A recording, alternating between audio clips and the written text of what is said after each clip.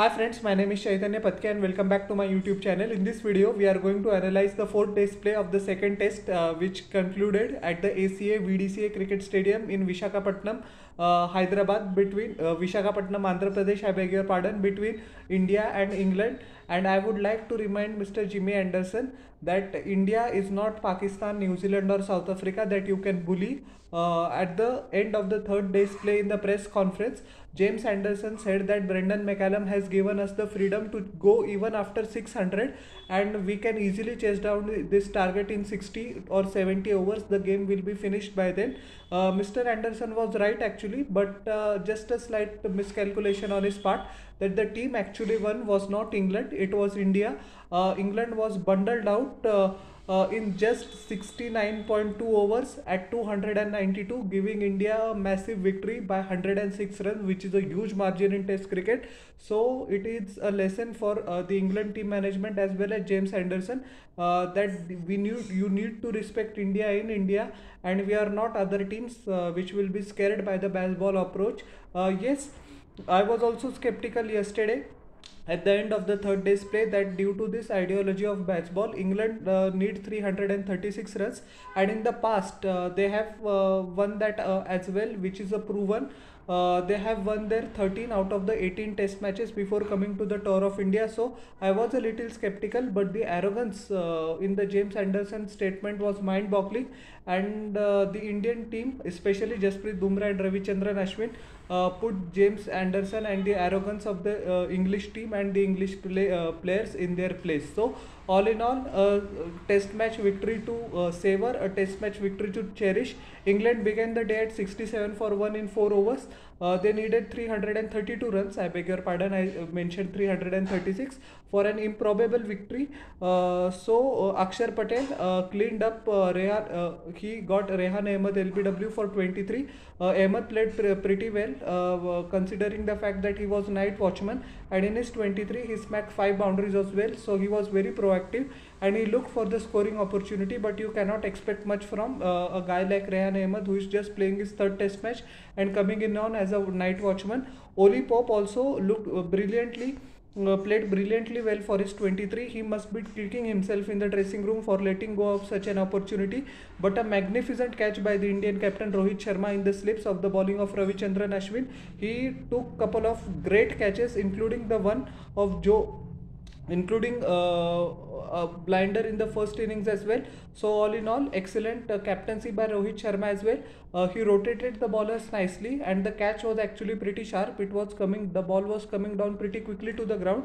So excellent reflexes by the Indian captain. Even at the age of 37, it is not easy to every time grasp some chances, but the Indian captain did exactly that. Joe Root actually came out all guns blazing, and it was, I think, a very stupid shot that he got out to eventually. It was a half-baked innings, 16 of 10 deliveries, 1 6 and 2 boundaries included in that innings. His wicket was taken by Ravichandran Ashwin with Akshar Patel taking a simple catch, and I don't understand why in the hell would Joe Root play that shot at such a juncture.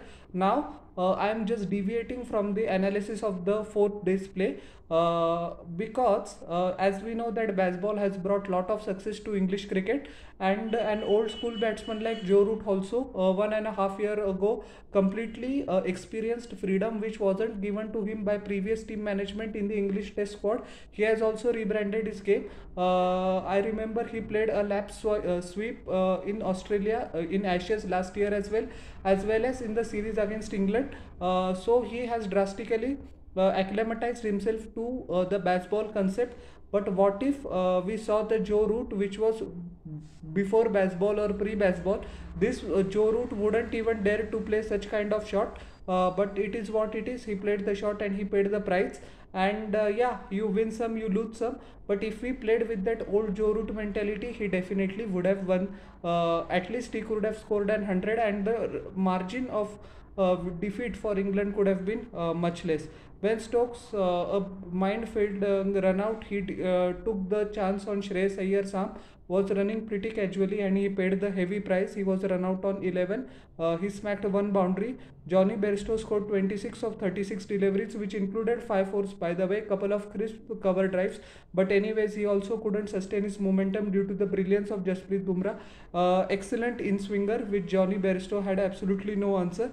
Ben Foakes, along with Tom Hartley, tried to put some semblance onto the English scoreboard, but both of them were eventually dismissed for 36. Ben Foakes was foxed by Jasprit Bumrah, caught and board, and Tom Hartley was cleaned up. He was the last man out, round the wicket, and Jasprit Bumrah just smashed his off stump. Hartley went for 36 from 47 deliveries, 5 boundaries and a 6 of Ravichandran Ashwin as well.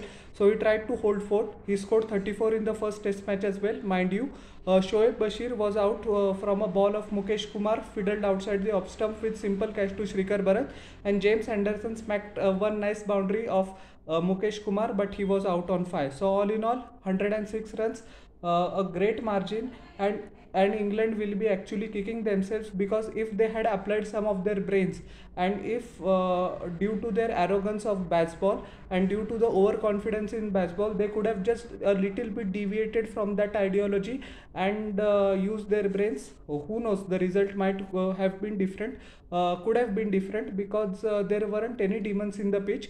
England actually needed 1.86 run per over, so it was always a game between wickets and runs, but England failed miserably. And kudos to Indian bowler, especially Jasprit Bumrah, bowled many deliveries at 145 146 kilometers per hour, swung the ball both ways, which is always dangerous on Indian pitch, and that is the greatness of Jasprit Bumrah. Despite being a spin friendly track, as we know that the pitch wasn't breaking or assisting spinners in a magnanimous way which it did in Hyderabad, but still he, after the interview, he actually said that the first ball he learned to bowl was the Yorker, and he observed the reverse swing of legends like Wasim Akram, Waqar Yunis and Zaheer Khan as well to some extent. So that helped his bowling, and that's helped his personality or how to bowl and his ideology about the game. So we have a gem, and Jasprit Bumrah was rightfully adjudged the player of the match for his brilliant 9 wickets, which include 6 for 45 in the first innings as well as 3 for 46 in the second innings. 17.2 overs, 4 maidens, 46 runs, 3 wickets. So absolutely brilliant performance for Jasprit Bumrah. Mukesh Kumar took the wicket of Shoaib Bashir, 5 overs, 1 maiden, 26 runs, 1 wicket. Kuldeep Yadav, 15 overs, 60 runs, 1 wicket.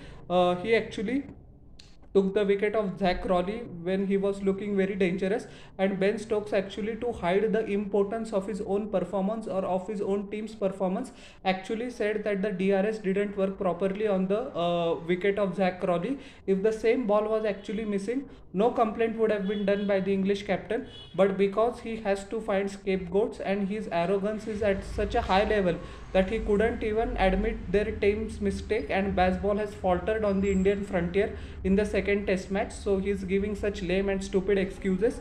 Ravichandran Ashwin took 3 wickets as well, bowled brilliantly well, took the wicket of Root, Oli Pope, and day before yesterday he took the wicket of Ben Duckett at the close of play.